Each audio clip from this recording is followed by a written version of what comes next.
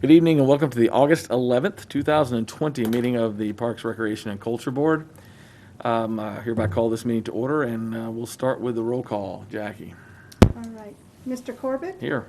Mrs. Fulcher? Here. Mr. Tips? Here. Mrs. Heaton? Here.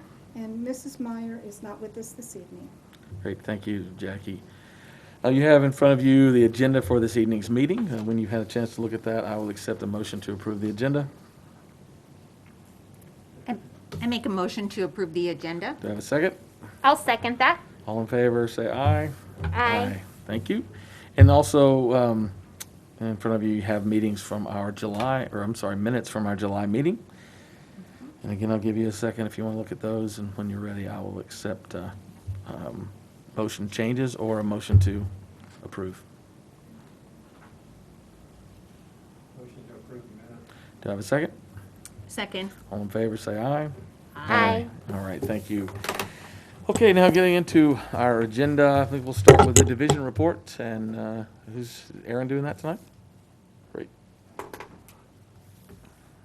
It's good to see you again. It's good to see all of you. It's been a little while since I was able to give you a report in person. So I have a whole bunch of stuff I'd like to share today. And hopefully it won't be too long. Oh, this is my favorite thing. It doesn't want to click. Some things don't change. Okay. So our August benefit of Parks and Recreation is that recreation reduces obesity, which continues to be a major health concern linked to physical inactivity. And goodness, right now it is easier than ever to be inactive or less active. So a reminder, whether you're able to take part in one of our in-person program offerings, we do have some fitness classes being offered in person, of course, within all of our responsible restart guidelines and distancing in place right now. Or if you are able to just get out and do some recreation, whether it's in your house or in your own yard or at one of our parks, I encourage you to do so. So we have started some programming in person, and I wanted to kind of let you know as our park board how we're doing that and what we're using as our guidance to do that. So on coronavirus.ohio.gov, you will find many resources from our state health department, and we look at our sector-specific operating requirements for each individual program that we have. So that's where we start.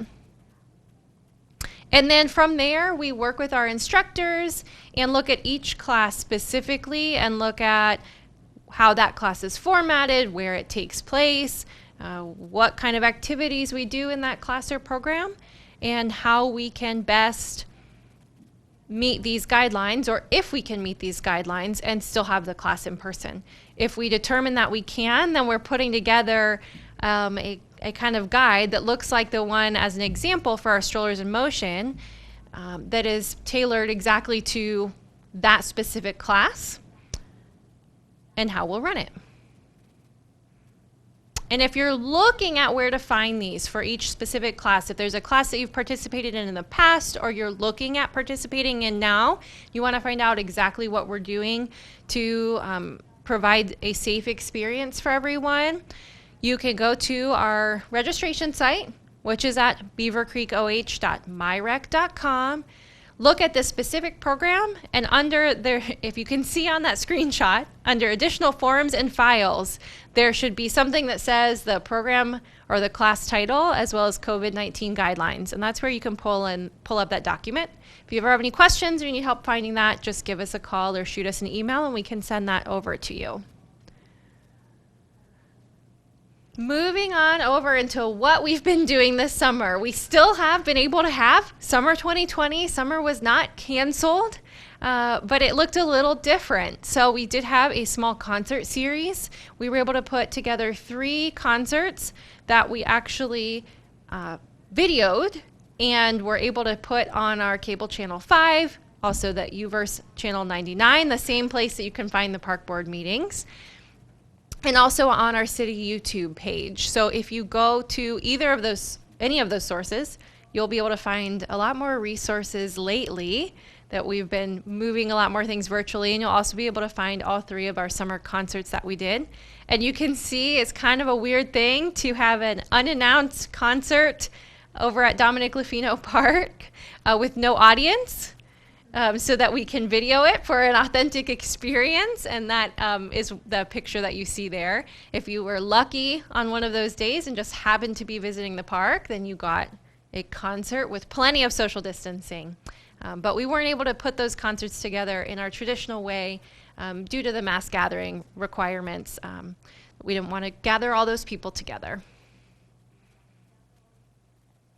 I know Kim shared with you a little bit about the last meeting about our 4th of July. We were able to put on fireworks at the mall at Fairfield Commons and have a drive-in style fireworks show and also a virtual science show from Mr. C. So we definitely want to, again, thank our partners and our sponsors for that event in allowing us to host some sort of 4th of July celebration this year. So we recognized our sponsors, and the fireworks show was absolutely incredible. We had a beautiful night and didn't rain on us. And if you weren't able to come in person, then you were able to watch that streaming on our Facebook channel that night as well. We have been able to offer some virtual recreation. We have a yoga in the park. Every summer we do a free yoga in the park that anyone is able to come to. Of course, this year we put it virtually instead. So now forever, you can go to our YouTube page and find Sarah Ordway. She's one of our yoga instructors. You can find this video she put together for us of a yoga in the park and get about an hour of your own yoga practice in from wherever you'd like to watch it. We also have our partnership with the Heartfulness Center on the Heartful Living workshops. You can register in advance for those, and they're live classes that happen for 6 weeks in a row. They happen on Zoom, so you can take part in those. We are also running adult softball leagues. We had to push things back. We ended up starting in the middle of June. So our spring summer league will actually end closer to when our fall league normally ends. We won't have the fall league this year because of our adjusted schedule. We'll run out of warm weather and daylight, but that is going strong. We ended up running 7 leagues. We've got co-ed and men's leagues going. We're 4 nights a week, and we have 56 teams participating. That's just a little bit less than the 63 we had last year, so we were quite pleased with that turnout. And of course, we've got responsible restart, COVID guidelines for safe play at adult softball as well. We did pick up some teams from some neighboring communities who weren't able to offer adult softball leagues this summer, but we've got a lot of our regulars with us as well. We also offered in-person summer camp. This was a little bit more challenging to make adjustments to with COVID happening, but there's of course responsible restart guidelines for day camps. We ended up being able to get 7 weeks of summer camp in. We had 233 total registrations over those 7 weeks. It ended up being 51 unique campers that came throughout the summer. So if you figure out that math, a lot of the kiddos were repeats that came most every week. And we had somewhere between 27 to 45 campers each week. They were split into smaller groups, and we moved them over to our senior center since our partners at the schools were not able to let us use their facility this summer. Some of the things that we did, obviously, we looked at those responsible restart guidelines. We did temperature checks daily and symptom assessments daily. The groups were small, so we had 5 or 6 groups of campers, which is a maximum of 10 people per room as put together by the state. For us, that ended up usually being several fewer than that. We usually ended up being around 6 or so campers plus 1 or 2 counselors in each room. And I definitely want to not forget about thanking Hawker Church for letting us use their lawn for our outdoor space as well as the senior center staff for their accommodations this summer, having summer camp over there. We also had masks required all summer for staff, and then later on in the summer when the mask mandate happened for the state, then masks were required for campers ages 10 and up, and they were recommended for the younger campers. So we did see, additional masks happening throughout the summer. We also were able to put on some T-ball and some sports camps thanks to our partners with Skyhawk Sports Academy. Of course, COVID guidelines were in place for all of those programs. So we had T-ball, and then the sports camps we had were golf, some multi-sport camps, and some soccer camps. So we're happy that we were able to offer those as well. We do have an in-person event coming up. We're looking forward to it. We're thankful for the Beavercreek Golf Club, which has been able to remain open and operating during this time. And so we will have our Tom Burt Memorial Golf Scramble. Remember, we partner with the City of Fairborn on this. It's a fundraiser for both our department and the Fairborn Parks and Recreation Department. It's always a great time. Yes, things will look different this year. We won't be able to gather people for a meal after golfing and have announcements all together and that kind of thing. We'll be having grab-and-go food options and announcing winners virtually after the fact and giving out prizes and selling raffle tickets in a little bit different ways this year, but we're looking forward to it. So if you'd like to come out and golf with us, we still have some openings. We are still going to have our fishing derby. It's also going to look different. And I put this under the category of self-guided recreation events. Instead of having everybody out on the same day, same morning to fish, we will invite everyone out to Dominic Lafina Park during that week of September 19th through the 26th. We will stock the pond just like we do before our fishing derby every year. But this time you'll be able to go out whenever is convenient for you, as many times as you want is convenient for you, and then submit your photo of your child with the fish that they caught. And anybody who participates by submitting their photo will be entered into drawing to win prizes. So we'll still have some great prizes, and we expect to hope that lots of people have lots of fun. We're able to continue with some of our in-person sports programs. We've got golf and T-ball. The fall golf program is actually a new offering for us, so we're excited to be able to offer that. This is for ages 5 through 8. It'll be on Thursday evenings. It's a 2-hour-long program, and it's a 6 weeks to begin September 10th. So this will be structured a little bit more like a T-ball. It's not a camp. We've done this golf camp before, but this is a 6-week program, so you come, nightly on or weekly on Thursdays. And then our fall T-ball is structured just like we've done summer T-ball before, but we've seen increased demand from the community for T-ball, and this year with there being so many things canceled, we thought let's try and continue offering something that we can do. We have an upcoming new class, Women in Motion. It's a class that we had hoped to have in the spring, and of course it had to be canceled or rescheduled in this case. You've got 2 options. You can sign up for 1 night or 2 days.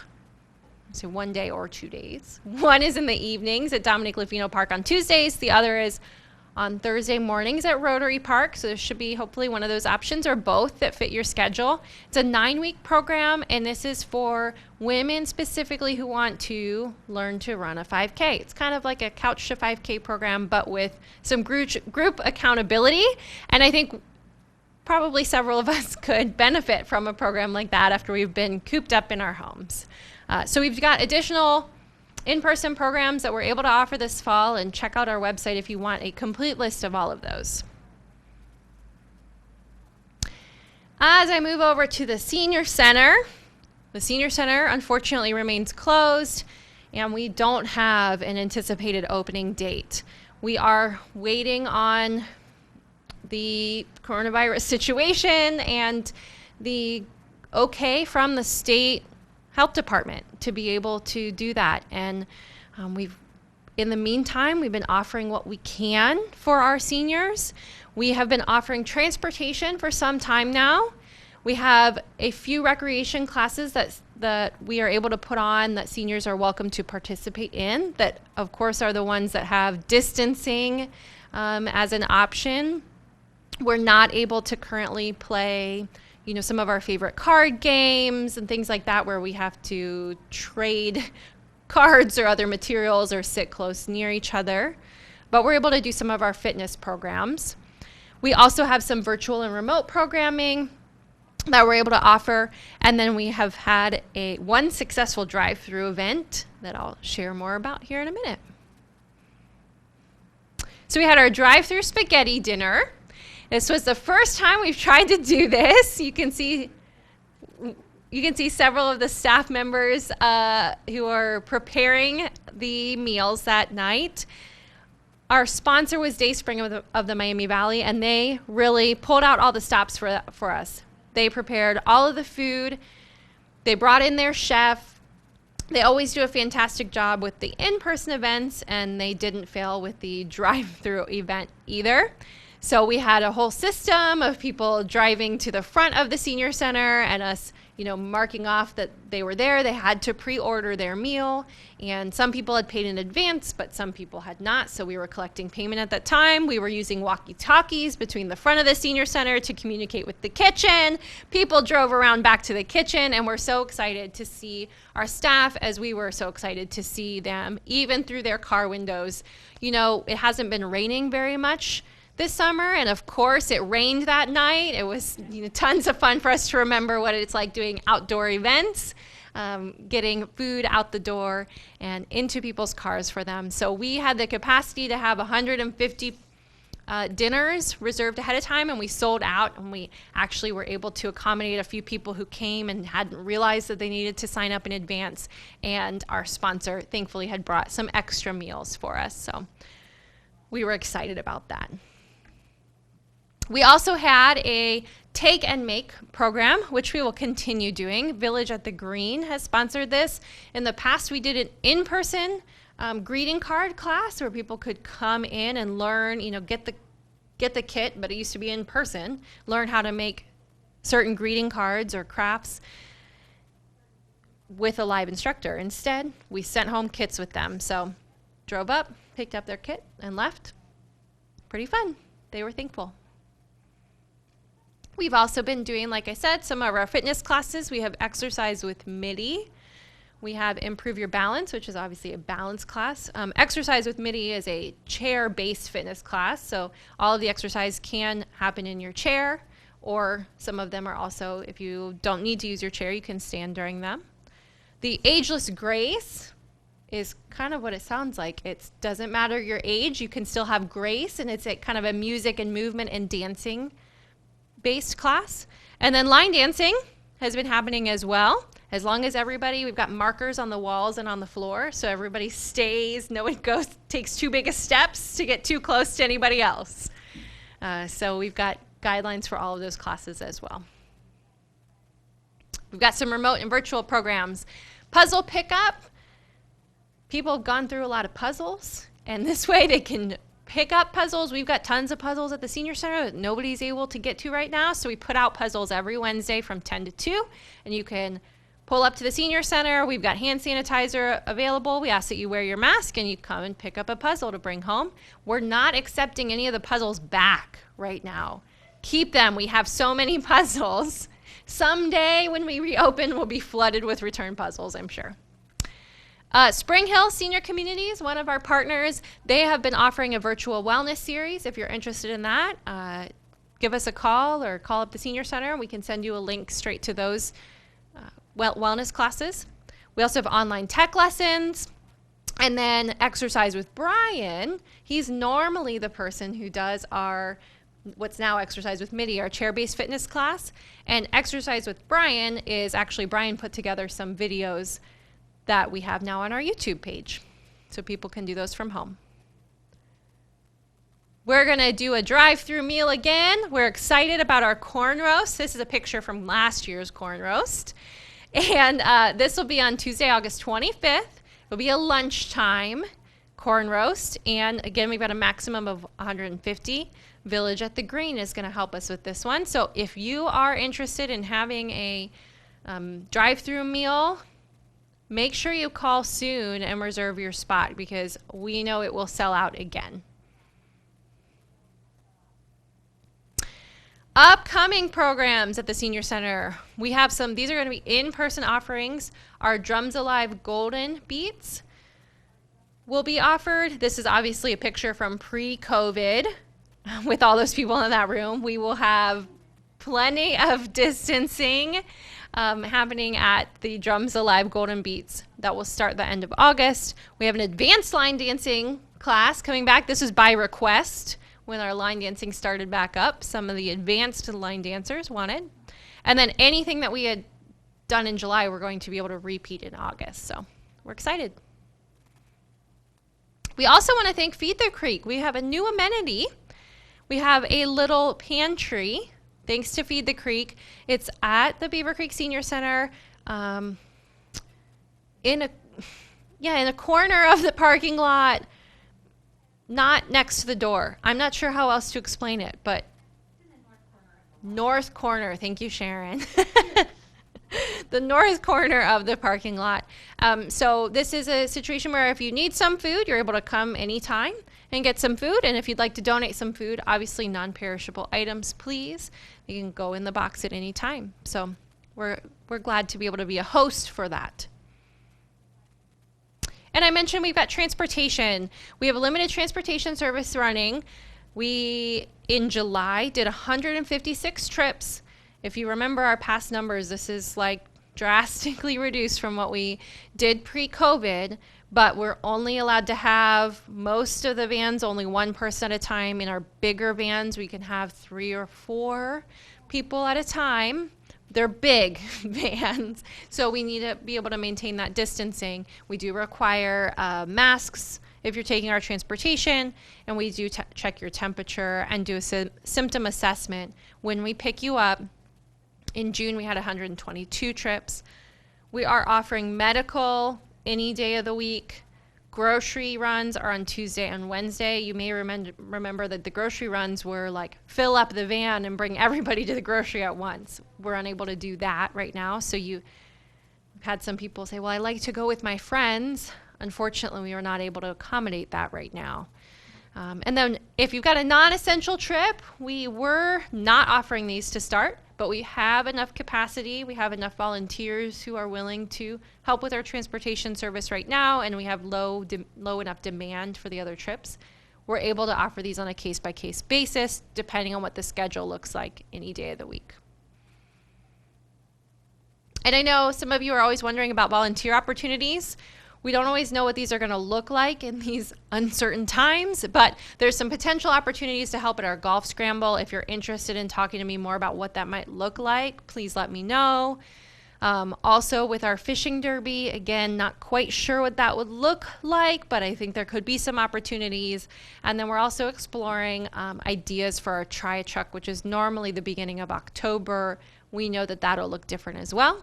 And then for our senior center right now, we can always use more drivers and escorts. We've temporarily lost a lot of volunteers just who are not comfortable coming back to drive or escort right now. We're excited that eventually, as the situation changes, that they'll come back to us. But even when that happens, even pre-COVID, we were always accepting additional volunteers. Okay, I think that's enough for me. Do you have any questions?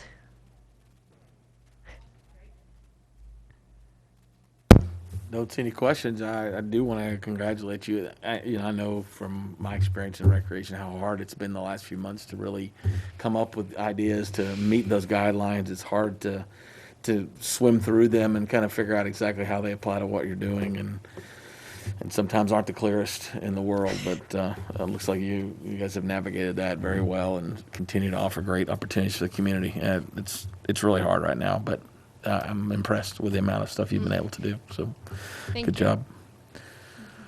Anything else for Aaron? Thank you. Oh, I think you are the pro at this part.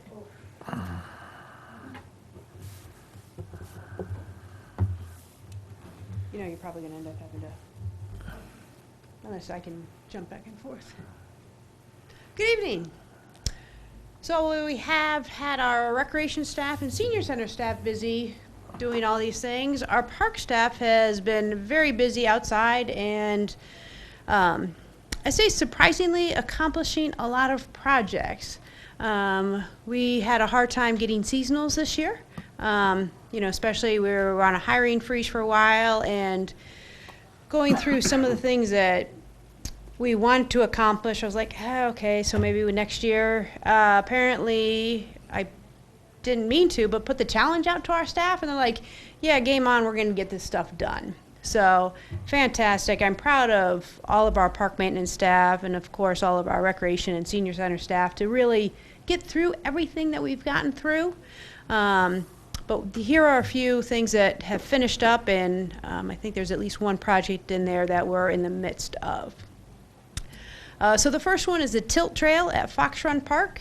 I think we've been talking about this for a couple years. It was something that started with the with our tree advisory board. They first came on and we were looking for a project. I was like, you know what, Fox Run is really cool. There were some trees that were identified by a previous Boy Scout years and years ago. You could hardly read the plaques. So like, that's great. So they identified about 12 trees, like really cool trees throughout the park. We got our city staff involved, and then we had a Girl Scout looking for her gold award, Corinna Ress, who helped us put everything all together. So with the city staff, tree advisory board, and then Corinna, we have a trail that goes through the woods. Our staff cleared that, and Corinna kind of cleaned up the trail a lot more. The tree board, like I said, identified some trees, and so there's some really nice plaques, and they did all the research on that. You see up there, there's a 300-plus-year-old thank you. I was like, I should not even try to pronounce that. Chinkapin oak. I was going to ask you what that was. Thanks for that, Eric. But also on these plaques is a QR code. So it would tell you, like, you know, kind of the name. You can, say it yourself, along with the scientific name. But then you can also click on the QR code, and it brings you to the ODNR website, and you can get some more information on all the trees. I was out there one day, and Corinna it was a really hot day. We've had some hot days, but she mulched the trail all in the clearing, and it's a 1-mile trail, and her mom and her sister are out there with wheelbarrows and sleds moving mulch, and I was like, oh my gosh, it was very impressive. But it's a really cool trail. This fall we will be putting in a small parking lot just at the entrance, so that way it takes some of the cars off the street, a designated parking lot. You can park and then walk. It's a really nice walk. Oh, the mouse worked. There, right there. Thank you. Okay. We'll see what happens next. So our next trail is at Lafina Park, Dominic Lafina Park. Oddly enough, we had another Girl Scout Gold Award, Catherine Ress. Yes, they are sisters. These two sisters completed their silver award with us last year by replacing the roof at Gerschbacher, the shelter. So unfortunately, they're done with projects, but we may see what we can do about getting them coming out and just doing more stuff for us, just to volunteer. Phenomenal workers, great kids. But so Catherine worked on a path through Dominic Lafina Park. If you go out there to the left of the restroom building, if you're staring at the restroom building to the left, you'll see a post, and there's arrows that'll bring you to the start of the trail into the woods.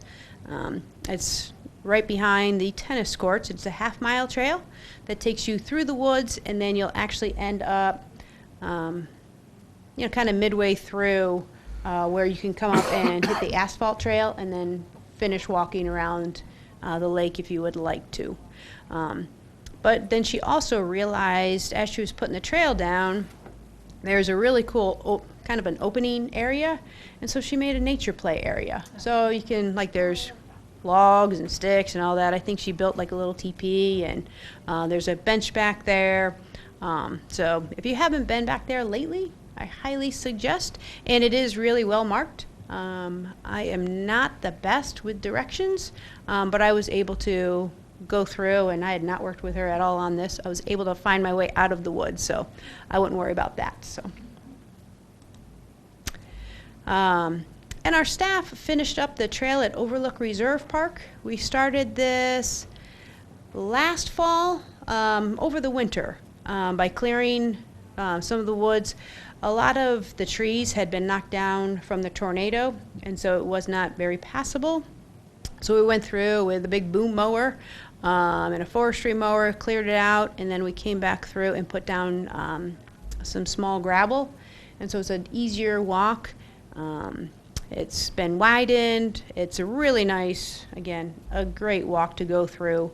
And so right now it's just a one loop around, but we may look into the future of, there's other areas where it kind of swoops out, and so we can kind of keep going and do different loops and different trails.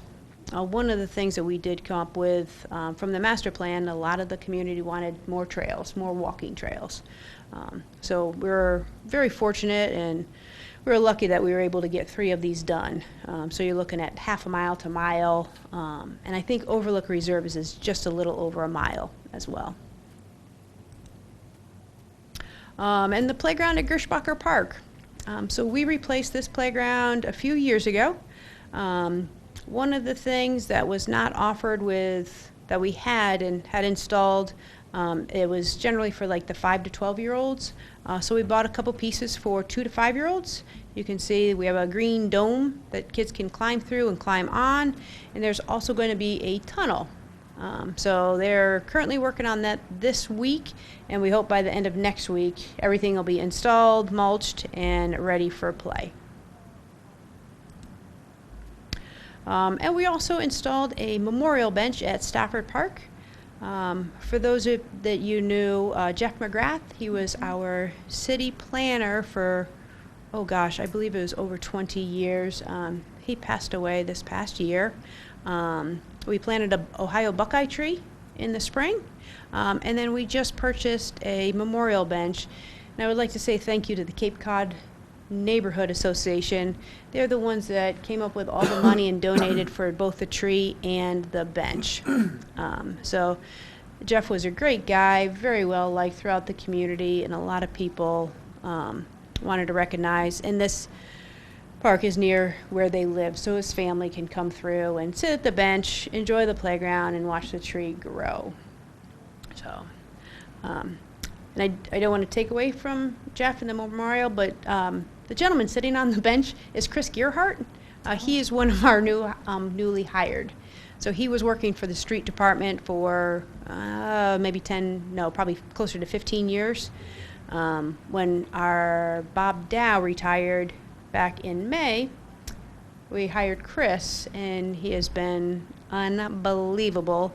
I do feel bad for the street department because they lost him, but I am so excited that we got him, and but he has already made a huge changes for us. So, and that is it for the park side. Happy to answer any questions that you might have.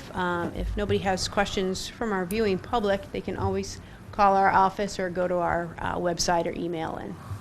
But I'm happy to answer any questions from the board. Great. Any questions for Kim? Great. No, thank you. So that moves us to a discussion regarding CAPRA, which is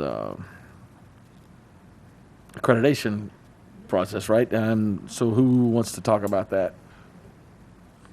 Do I? Not it. Thing is driving me crazy.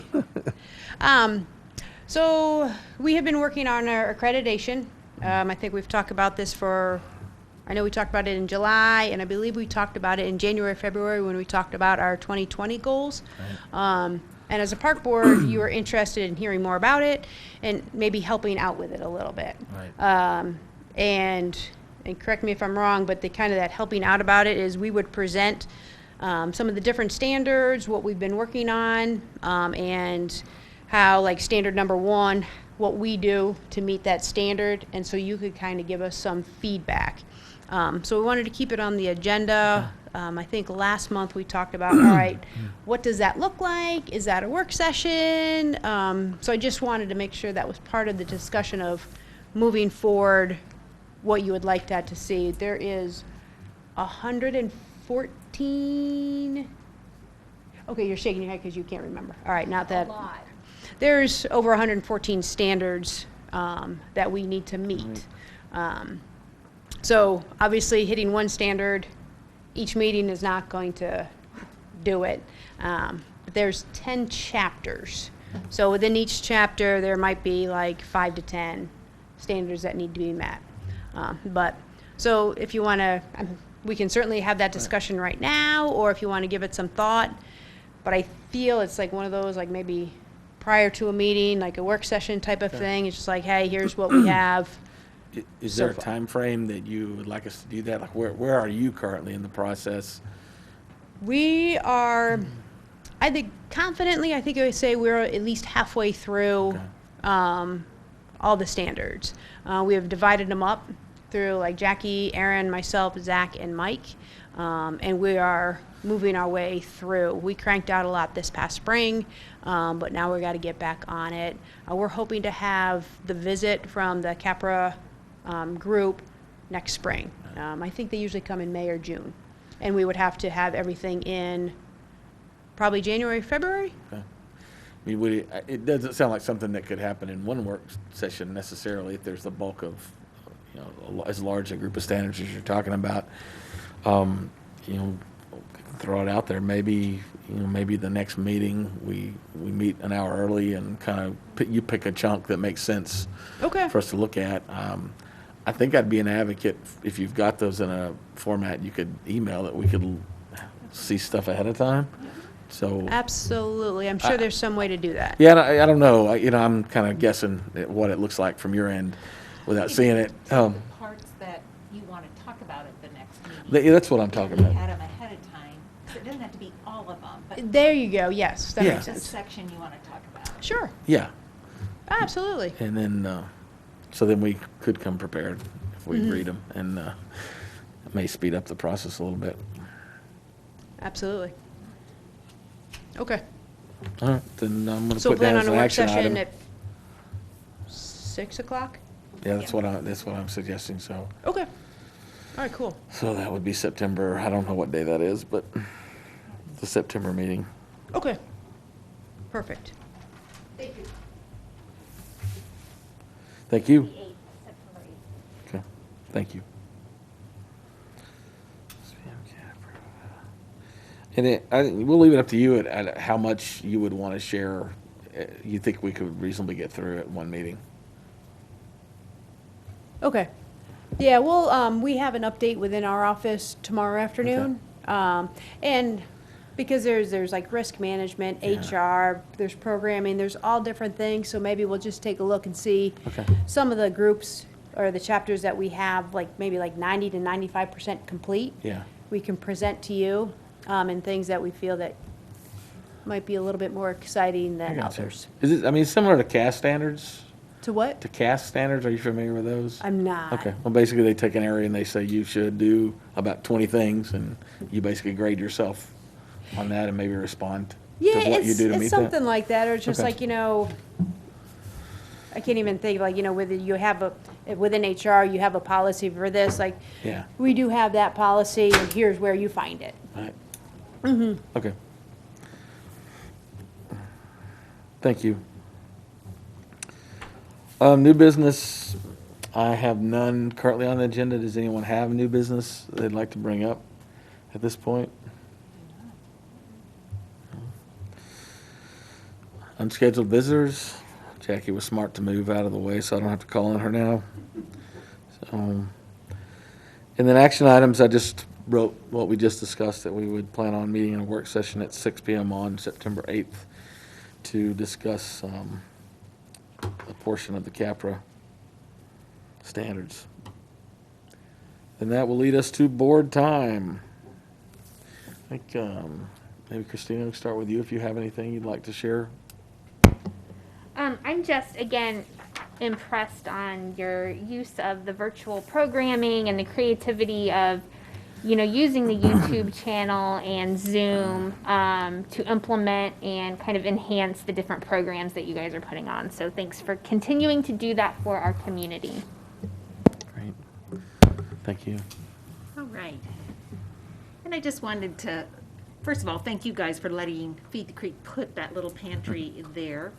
I know that was not an easy decision to do, but not because you don't care, but just because of all of everything else that has to go into that. So I really do appreciate that, and just challenge the community to help keep all of our little pantries. I think we have 15 now in the community.